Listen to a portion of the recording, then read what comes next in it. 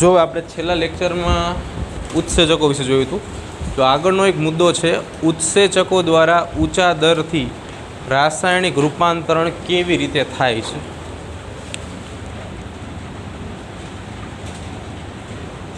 ઉત્સેચકો દ્વારા ઊંચા દરથી રાસાયણિક રૂપાંતરણ કેવી રીતે થાય છે. પ્રશ્ન આવી રીતે જ પૂછાય તમને, બરાબર, કે ઉત્સેચકો સમજાવો કે ઉત્સેચકો દ્વારા ઊંચા દરથી રાસાયણિક રૂપાંતરણ કેવી રીતે થાય છે. બરાબર. ટોપિકની અંદર મહત્ત્વનો એક ગ્રાફ છે. ગ્રાફ આવડે તો થોડુંક લખાણીને સંલગ્ન આવડે. ગ્રાફ હોય તમને 3 માર્કમાં પૂછાઈ શકે. બરાબર. તો જો સૌથી પહેલાં આપણે ટોપિકને થોડોક સમજવા પ્રયાસ કરીએ.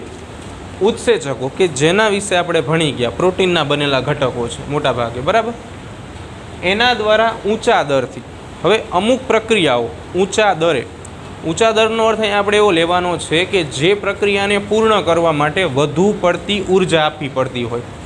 શું કરવું પડે?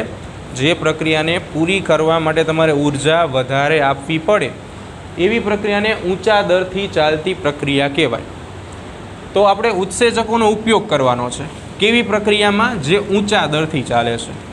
અને એવી રાસાયણિક પ્રક્રિયાને રૂપાંતરણ કરવાનું છે. રૂપાંતરણ કરશું નીચા દરે ચાલે એના આધારે.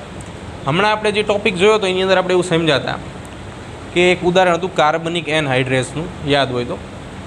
જો ઉત્સેચક ન હોય તો 200 અણુ બને 1 કલાકમાં, પણ જો ઉત્સેચક હોય તો 6 લાખ અણુ બને 1 સેકન્ડમાં.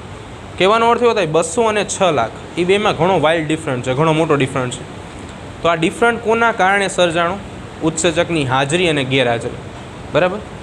તો કોઈ પણ રાસાયણિક પ્રક્રિયાની, આપણે રાસાયણિક રૂપાંતરણની વાત કરીએ છીએ એટલે આપણે ચર્ચા કરશું રાસાયણિક પ્રક્રિયાની.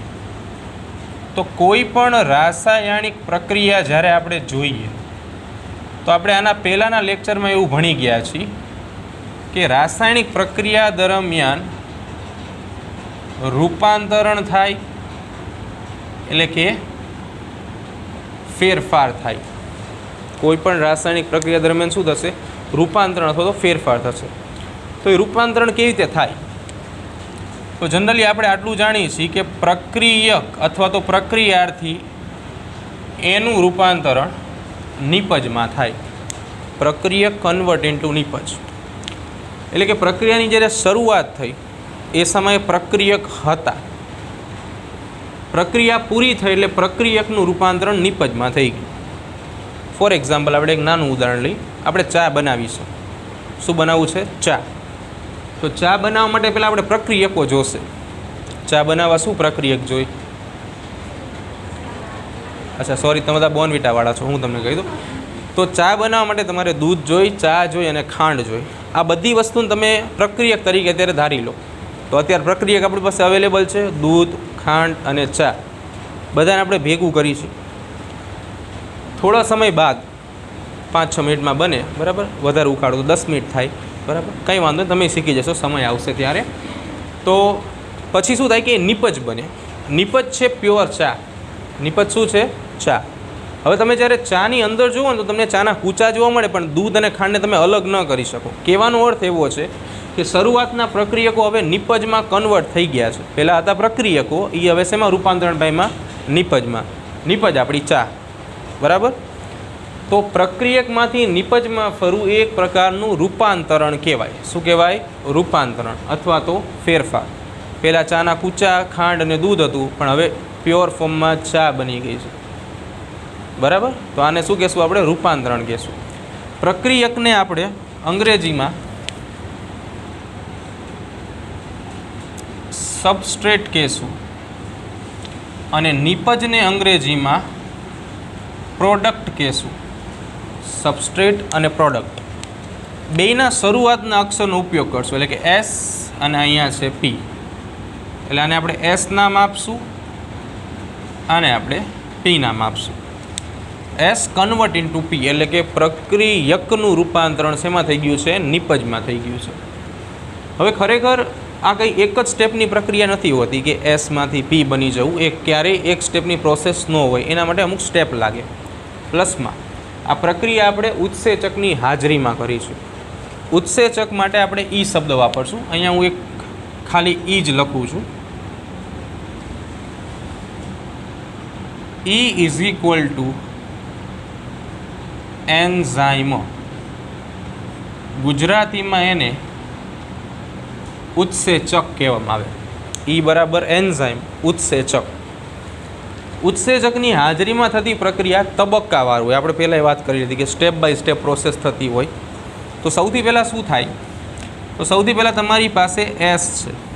હવે એસ એટલે આપણને ખબર પડશે. એસ એટલે શું થાય? સબસ્ટ્રેટ એટલે કે પ્રક્રિયાર્થી. આ એસ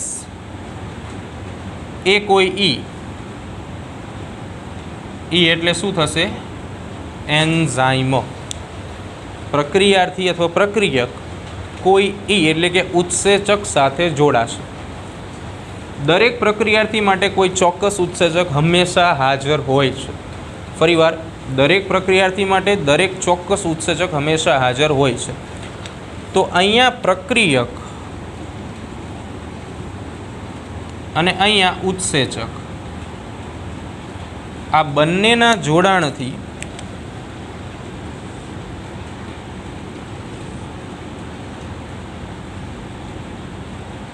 ES સંકુલ નામની રચના બને.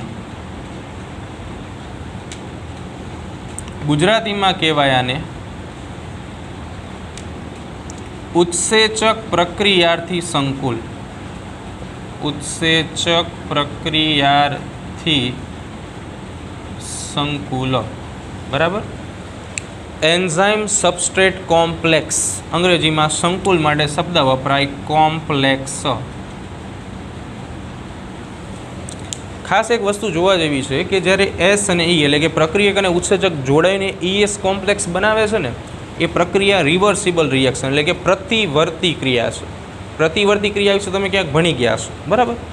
એનો અર્થ શું થાય કે આ પ્રક્રિયા આખી તમે જુઓ તો આ પ્રક્રિયામાં એસ અને ઈ એટલે કે પ્રક્રિયાર્થી અને ઉત્સેચક આ બંને પ્રક્રિયકો છે.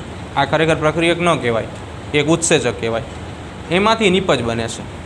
વચ્ચે બે સાઈડ એરો છે એવું દેખાડે છે કે પ્રતિવર્તી ક્રિયા છે, જે એવું સૂચવે છે કે આ બાજુમાંથી આ બનવું અને અહીંયાથી આ બનવું બંને થઈ શકે. આને કહેવાય રિવર્સિબલ રિએક્શન, પ્રતિવર્તી પ્રક્રિયા. અહીંયા સુધી ખબર પડશે બધાને? કેટલાને ખબર નહીં પડે? વાહ. એસ અને ઈ ભેગા મળીને શું બનાવશે? ES સંકુલ, ES કોમ્પ્લેક્સ એટલે કે ઉત્સેચક પ્રક્રિયાર્થી સંકુલ. આ સંકુલ આવી રીતે હોય. ફોર એક્ઝામ્પલ, તમે ધારી લ્યો કે પ્રક્રિયાર્થી જે છે તો પ્રક્રિયક એ આવો છે. એસ એટલે સબસ્ટ્રેટ, બરાબર. ઉત્સેચક તમારી પાસે જે છે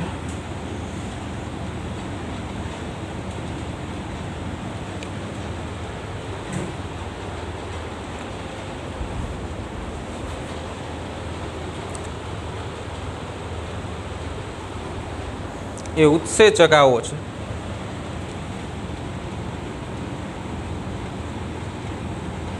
બરાબર. આ બંને ભેગા થશે ને એટલે આવી રચના બનાવશે.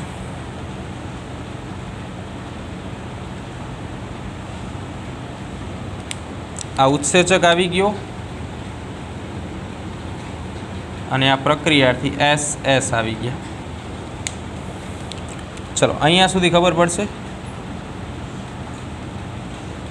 બરાબર. એસ અને પી, સોરી, એસ અને ઈ. હવે આ સંકુલ જે છે એ આગળ જઈને EP સંકુલ બનાવશે. એટલે કે ઉત્સેચક અને નિપજનું સંકુલ. પી એટલે પ્રોડક્ટ, નિપજ એટલે જે એસ હતા એ હવે કન્વર્ટ થઈ જાય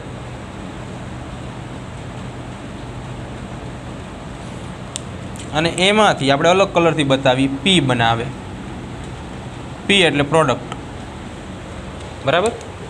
ચલો સિક્વન્સમાં જ આખી પ્રોસેસ છે. સૌથી પહેલાં આ બે જોડાણા,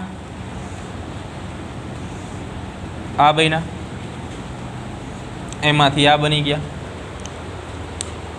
ઈ અને પી અતિશય અસ્થાયી હોય, જેના કારણે ઈ તરત છૂટા પડી જાય. બંને વચ્ચે બંધ રહ્યા ની નબળા હોય. એ નબળા બંધ સરળતાથી તૂટે. એટલે સરળતાથી આ બંધ તૂટી જાય એટલે ઈ અને પી છૂટા પડે. ઈ એટલે એન્ઝાઇમ, પી એટલે પ્રોડક્ટ.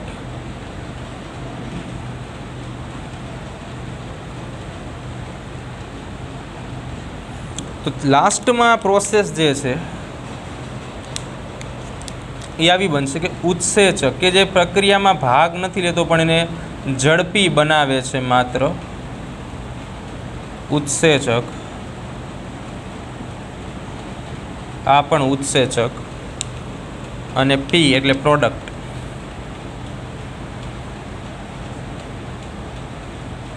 આ બે આવી રીતે છૂટી પડી જાય. હવે આ પ્રક્રિયાની અંદર જે કંઈ તમે આ સંયોજનો જુઓ છો,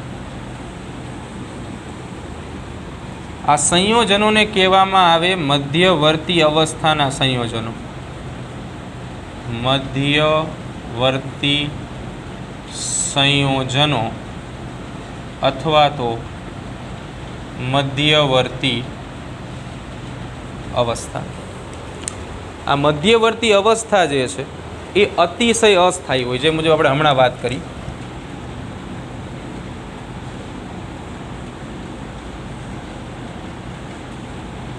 આ અવસ્થા અતિશય અસ્થાયી હોય, ઘટકો વચ્ચેના બંધ અતિશય નબળા હોય, જેથી આ અવસ્થા સરળતાથી તૂટી જાય. એટલા માટે ઈએસમાંથી ઈપી અને ઈપીમાંથી ઈ અને પી બે તરત જ જુદા પડે છે. ખ્યાલ આવશે ત્યાં સુધી? વચ્ચેની અવસ્થા કેવી છે? અતિશય અસ્થાયી. અસ્થાયીનો અર્થ એવો થાય જે વધુ પડતી સ્થાયી ન હોય. આપણે ઘણી વખત નથી કહેતા કે એક જગ્યાએ બેસતો જ નથી કે બેસતી જ નથી. આ એ અસ્થાયી વ્યક્તિઓ કહેવાય. કેવા કહેવાય? અસ્થાયી, કે જે ભાગમ ભાગ જ કરતા હોય. એવી અવસ્થા અહીંયા છે. આ અવસ્થાને શું ઉતાવળ હોય? શું ઉતાવળ હોય? ઈએસમાંથી ઈપીમાં કન્વર્ટ થવાની અને ઈપીને ઉતાવળ હોય ફટાફટ જુદા પડવાની. કેમ કે જેવો આ ઉત્સેચક ખાલી પડશે એટલે એની સાથે ફરી વખત કોકને કોક પ્રક્રિયાથી જોડાવાનો છે. તો પહેલી પ્રોસેસ જે આપણે જોઈ હતી એસ અને ઈ બે ભેગા થઈને ઈએસ બનાવે છે એ રિવર્સિબલ હતી. બાકીની બે પ્રોસેસ તમે જોશો ને તો નોર્મલ છે. એટલે કે માત્ર એક જ દિશામાં પ્રક્રિયા થશે, બે દિશામાં થશે નહીં. હવે આપણે મેઇન પોઈન્ટ ઉપર આવી. પ્રશ્ન આપણો એવો હતો કે ઉત્સેચક દ્વારા ઊંચા દરની રાસાયણિક પ્રક્રિયાનું રૂપાંતરણ કેવી રીતે કરવાનું છે. તો જો તમને પાછળ એક ગ્રાફ આપ્યો છે, ગ્રાફ અગત્યનો છે એટલે ખાસ ધ્યાન આપશું ગ્રાફમાં આપણે.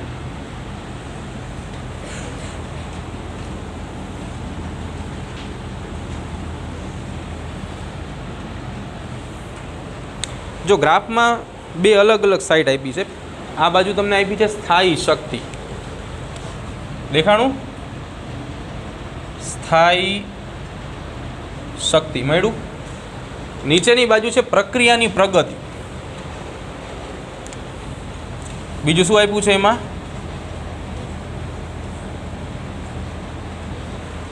કાઉન્સમાં આપ્યું છે પ્રક્રિયાની પ્રગતિ. બીજા નંબર પર છે પ્રક્રિયાની સંકલ્પના, સક્રિય પ્રક્રિયાની સંકલ્પના. બરાબર. હવે જો કે ફોર એક્ઝામ્પલ કે આપણે આને એક્સ અક્ષ નામ આપી દઈ અને આને આપણે વાય અક્ષ નામ આપી દઈ. તમને પ્રશ્ન એવો પૂછે કે ઉત્સેચક દ્વારા ઊંચા દરથી રાસાયણિક પ્રક્રિયાનું રૂપાંતરણ થવાની ક્રિયાનું રેખીય ગ્રાફ દોરો, અથવા તો એનો ખાલી ગ્રાફ દોરો, અથવા રેખીય નિરૂપણ દર્શાવો. તો તમારે આ ગ્રાફ દોરવાનો. હવે ગ્રાફનો પહેલો જ પોઈન્ટ તમે આવું લખી શકો છો કે આ ગ્રાફ જે છે એમાં એક્સ અક્ષ ઉપર આપણે પ્રક્રિયાની પ્રગતિ. પ્રક્રિયાની પ્રગતિનો અર્થ એવો થાય કે પ્રક્રિયા કેટલા દરે આગળ વધે છે, એમાં શું ફેરફાર છે. તો એક્સ અક્ષ ઉપર આપણે પ્રક્રિયાની પ્રગતિ અને વાય અક્ષ ઉપર સ્થાયી શક્તિ લીધેલા છે. આ પહેલો પોઈન્ટ. હવે તમે જનરલી જુઓ કે એમાં તમને બે ગ્રાફ આપેલા છે. પહેલો ગ્રાફ તમે જોશો ને તો એ ગ્રાફ આવી રીતે આપ્યો છે.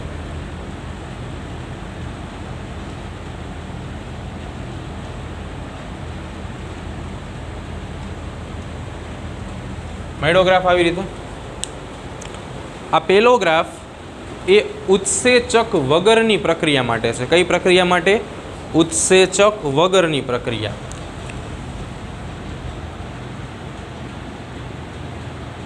આવી રીતે. હવે ખાસ એક વસ્તુ નોંધવા જેવી છે. જનરલી તમે ગ્રાફ શૂન્યથી શરૂ થતા જોયા હશે. આ જે પોઈન્ટ છે ને, આ 0 છે, પણ અહીંયા ગ્રાફ અહીંયાથી સ્ટાર્ટ થયો છે, ઉપરથી. ઉપરથી એનો અર્થ એવો થયો કે અહીંયા કંઈક મૂલ્ય છે, પ્રક્રિયાર્થીનું કંઈક મૂલ્ય છે.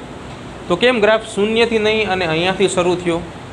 તો જો ધ્યાન આપો, આપણે એમ કહીએ છીએ પ્રક્રિયક જે છે ને એ ઉત્સેચક સાથે જોડાય છે, બરાબર? તો એના માટે આપણી પાસે પ્રક્રિયકની કંઈક તો સાંદ્રતા જોશે ને. આપણે ચાની વાત કરી, ચા બનાવવાનું એક ઉદાહરણ આપ્યું. હવે તમે વિચારો કે ચાના પ્રક્રિયક તમે નાખો છો તપેલીમાં અને પછી ગેસ ચાલુ કરો છો તો પ્રક્રિયા થશે. હવે તમે ખાલી તપેલી ગેસ ઉપર મૂકીને ગેસ ચાલુ કરો અને એમ કહો ચા બની જાય, ચા બની જાય, તો આપણા માથાના વાળ ધોળા થઈ જાય પણ ચા ન બને, બરાબર? કહેવાનો અર્થ એવો થયો કે પ્રક્રિયા કરવા માટે તમારે પ્રક્રિયકના અણુઓ તો જોશે ને, ચોક્કસ સાંદ્રતા જોઈ, એમને એમ તો થશે નહીં. તો એટલા માટે આ ગ્રાફ શૂન્યથી નહીં પણ અમુક મૂલ્યથી શરૂ થાય છે. તો આ પહેલો ગ્રાફ એવો છે કે જે ઉત્સેચકની વગર થશે. હવે આ પ્રક્રિયા જે છે, અહીંયા તમને એક શબ્દ વાપરો છે, સંક્રમિત અવસ્થા. એનો અર્થ એવો થયો કે પ્રક્રિયા થાય છે, પ્રોસેસમાં છે પ્રક્રિયા, બરાબર? બીજો ગ્રાફ તમે જોશો તો બીજો ગ્રાફ અહીંયાથી જ સ્ટાર્ટ થાય છે અને એ પૂરો પણ અહીંયા જ થશે. મેળો બે ગ્રાફ. રેડ કલરનો ગ્રાફ એ ઉત્સેચક વગરની પ્રક્રિયા માટે છે અને બ્લુ કલરનો ગ્રાફ ઉત્સેચકની હાજરીમાં થતી પ્રક્રિયા માટે છે. હવે બીજી એક આવી રીતે તમને એક લાઈન આપેલી છે જો, અને એ લાઈનમાં અહીંયા લખેલું છે પ્રક્રિયાર્થી કાઉન્સમાં S. મળી લાઈન? તો આ એવું દેખાડે છે કે પ્રક્રિયાર્થીની સાંદ્રતા આટલી છે. ગ્રાફ બે જે પૂરો થાય છે એ પોઈન્ટ જે છે અહીંયા તમને લખેલું છે નિપજ અને કાઉન્સમાં લખ્યું છે P. મળ્યું? નિપજ અને કાઉન્સમાં P. જો શું કહેવા માગે છે? પ્રક્રિયાર્થી અહીંયાથી શરૂઆત કરે છે. રેડ કલરનો ગ્રાફ વિચારો, અહીંયાથી પ્રક્રિયા થતાં થતાં આ એવું દેખાડે છે અહીંયાથી પ્રક્રિયા શરૂ થઈ, ધીમે ધીમે ધીમે અહીંયા સુધી પહોંચ્યો, ધીમે ધીમે ધીમે ઘટાડો થતાં થતાં અહીંયા પહોંચી ગયો. એટલે પ્રક્રિયાર્થીનું રૂપાંતરણ નિપજમાં થઈ ગયું. પ્રક્રિયાર્થી અથવા તો પ્રક્રિયક બે શબ્દ એક જ છે. પ્રક્રિયક એટલે કે S. ફરીવાર ગ્રાફ ધીરે ધીરે પ્રક્રિયાર્થીની સાંદ્રતાથી શરૂ થયો, ધીમે ધીમે કરતાં કરતાં ગ્રાફ જે છે ક્યાં પૂરો થયો? નિપજની સાંદ્રતા સુધી. અહીંયા સુધી બધાને ખબર પડશે? સંક્રમિત અવસ્થા, બરાબર? હવે આ સ્થાયી શક્તિ દર્શાવે છે, આ પ્રક્રિયાની પ્રગતિ દર્શાવે છે. હવે તમે વિચારો, સ્થાયી શક્તિ રેડ કલર માટે આ મેક્સિમમ પોઈન્ટ કહેવાય, આટલી આવે. રેડ માટે એટલી આવે સ્થાયી શક્તિ. જુઓ તો સૌથી ઉપરનો ભાગ હોય ને એ આપણે ચેક કરવાનો, બરાબર? બ્લુ માટે વિચારો તો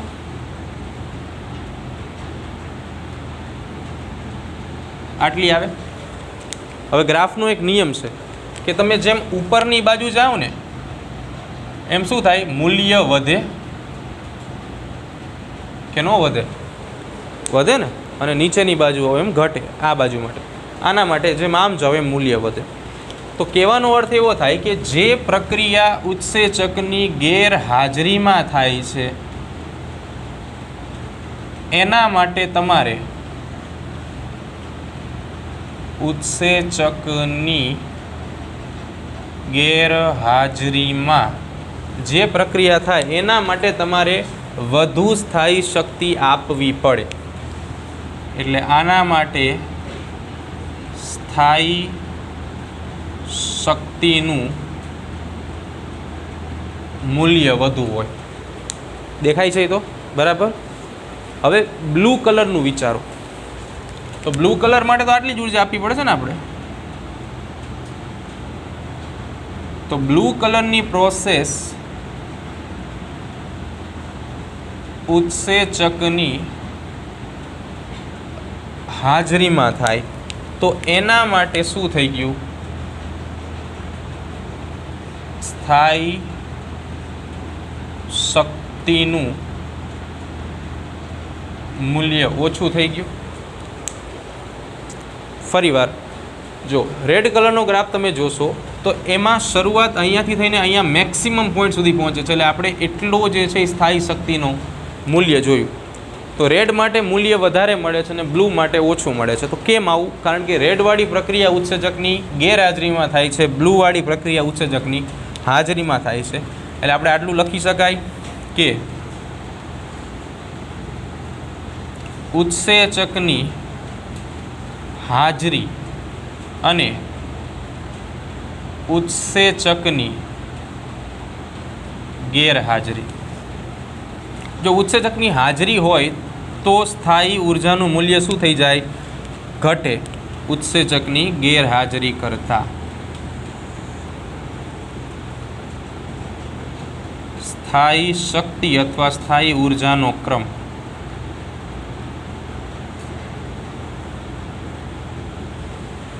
પડશે ખબર અહીંયા સુધી? કેટલાને ખબર નહીં પડે ગ્રાફમાં? હવે તમે વિચારો કે તમને 3 માર્કમાં પ્રશ્ન પૂછાણો છે કે ઉત્સેચકો દ્વારા ઊંચા દરની રાસાયણિક પ્રક્રિયાના રૂપાંતરણનો ગ્રાફ દોરો અને એના વિશે માહિતી આપો. બરાબર? તો તમે આ ગ્રાફ દોરી નાખો. ચાલો, તમને ગ્રાફ આવડે છે. હવે એના ઉપરથી લખાણ લખવાનું છે. શું લખવાનું છે? લખાણ લખવાનું છે. કઈ રીતે લખશો? તો જો શરૂઆત આવી રીતે કરાય. પોઈન્ટ વાઇઝ આપણે લખવાનું છે. પહેલો પોઈન્ટ આપણે એવું દર્શાવશું કે આપેલા ગ્રાફમાં પહેલાં તમારે ગ્રાફ દોરવાનો છે. ચલો, તમે પેપરમાં ગ્રાફ દોરી નાખો. પેન્સિલથી દોરશું આપણે. ગ્રાફ દોરી નાખ્યો છે. હવે નીચે આપણે પહેલો પોઈન્ટ લખીએ છીએ. આપેલ ગ્રાફમાં એક્સ અક્ષ પ્રક્રિયાની પ્રગતિ દર્શાવે છે. પહેલો પોઈન્ટ થયો. એની સાથે આપણે હજી લખવાનું છે એ જ પોઈન્ટમાં, જ્યારે વાય અક્ષ સ્થાયી શક્તિ દર્શાવે છે. સ્થાયી શક્તિનો એક સીધો અર્થ એવો થાય કે કોઈ પણ પ્રક્રિયા થતી હોય ને એમાં દરેક ઘટકનું સ્થાયિત્વ હોવું જરૂરી છે. સ્થાયિત્વનો અર્થ એવો થાય એ ઝડપથી બદલાઈ જતો હોવો જોઈએ નહીં. તમે NaOH અને HCl વચ્ચે પ્રક્રિયા કરો છો તો બંનેની પ્રક્રિયામાંથી NaCl જ બનવો જોઈએ. હવે એમાં NaOH ફરી વખત બની જાય તો એનો અર્થ એવો થાય કે પ્રક્રિયાની સ્થાયીતા નથી. તમે એકવાર સાયન્સમાં એડમિશન લઈ લીધું છે, બરાબર, તો તમે સ્થાયી હોવા જોઈએ કે ના બસ હવે આમાં જ આપણે આગળ વધવાનું છે. પણ તમારું મન કોમર્સમાં ભટકતું હોય, આર્ટ્સમાં ભટકતું હોય, મીરાબાઈ નરસિંહ મહેતામાં ભટકતું હોય, અમુકનું ડિપ્લોમામાં ભટકતું હોય, તો એનો અર્થ એવો થાય તમે અસ્થાયી છો. બસ એને કહેવાય સ્થાયી શક્તિ. બરાબર? તો પહેલાં 2 પોઈન્ટ આપણે એક્સ અને વાય અક્ષના લખી નાખ્યા. ત્રીજો પોઈન્ટ કે જ્યારે પ્રક્રિયા ઉત્સેચકની ગેરહાજરીમાં કરવામાં આવે છે તો એ સમયે સ્થાયી શક્તિ જે છે એનું મૂલ્ય વધારે મળે છે. બરાબર? પણ જેવો આપણે પ્રક્રિયામાં ઉત્સેચક દાખલ કરી છે એટલે ઉત્સેચકની હાજરી સ્થાયી શક્તિના મૂલ્યમાં ઘટાડો પ્રેરે છે અને પ્રક્રિયા તરત જ નિપજ તરફ આગળ વધે છે, એટલે પ્રક્રિયા થાય છે. પડશે ખબર બધાને? હવે બીજા 2 શબ્દ તમારે અંડરલાઇન કરવાના છે. પેજ નંબર 156 ઉપર હશે.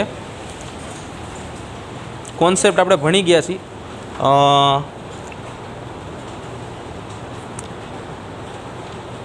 જો 156 ઉપર તમે જુઓ, તમને નીચે આપેલું છે વાય અક્ષવાળો જે પેરેગ્રાફ છે ને એમાં લખ્યું છે બાહ્ય ઉષ્મીય પ્રક્રિયા, અને એના માટે બીજો એક શબ્દ છે બાહ્ય ઉષ્મીય અને સ્વયં પ્રવર્તિત, અને બીજી છે અંતઃ ઉષ્મીય અથવા શક્તિ આવશ્યક. બાહ્ય ઉષ્મીય અથવા સ્વયં પ્રવર્તિત. અહીંયા લખી નાખી. ચાલો, બાહ્ય ઉષ્મીય અથવા સ્વયં પ્રવર્તિત, અને બીજું અંતઃ ઉષ્મીય અથવા તો શક્તિ આપવાથી થતી પ્રક્રિયા.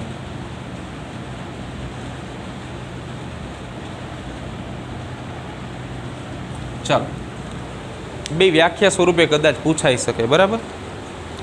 જો બાહ્ય ઉષ્મીયનો અર્થ શું થાય કે જે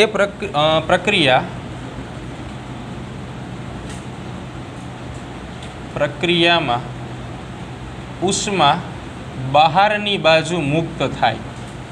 હવે આપણે સવારે લેક્ચરમાં એક વાત કરી લીધી ઉષ્મા ક્ષેપક પ્રક્રિયા, યાદ હોય તો, કે જે પ્રક્રિયા દરમિયાન પ્રક્રિયા થતી હોય ને ઉષ્મા રહીને બહાર આવે. તો અહીંના જેવું જ છે. બરાબર? સ્વયં પ્રવર્તિત પ્રક્રિયા કેમ કીધું છે? કારણ કે ઉષ્મા સામેથી મુક્ત થાય છે, એટલે પ્રક્રિયા જે છે એ આપમેળે થશે.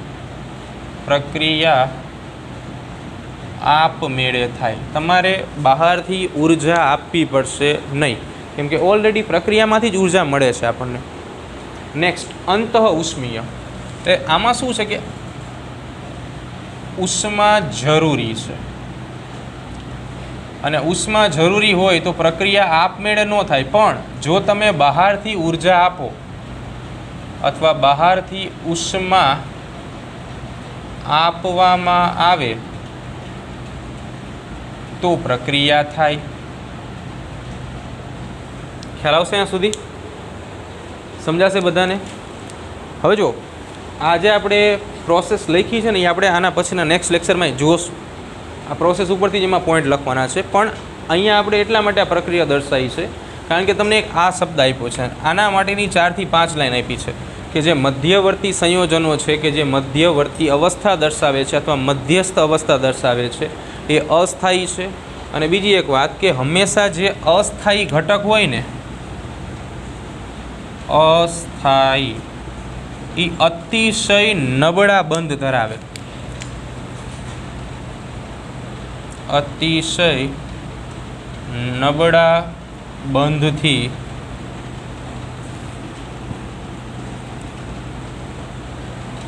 જોડાયેલ હોય છે, અને આવા ઘટકો જે છે એ સરળતાથી તોડી શકાય છે.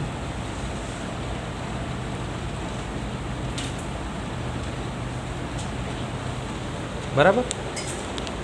તમને એવું કીધું છે કથિત અવસ્થા, એટલે કે જે મુજબ વાત કરી એ મુજબની અવસ્થાઓ દર્શાવે છે, અને છેલ્લે તમને નિપજ મળે છે.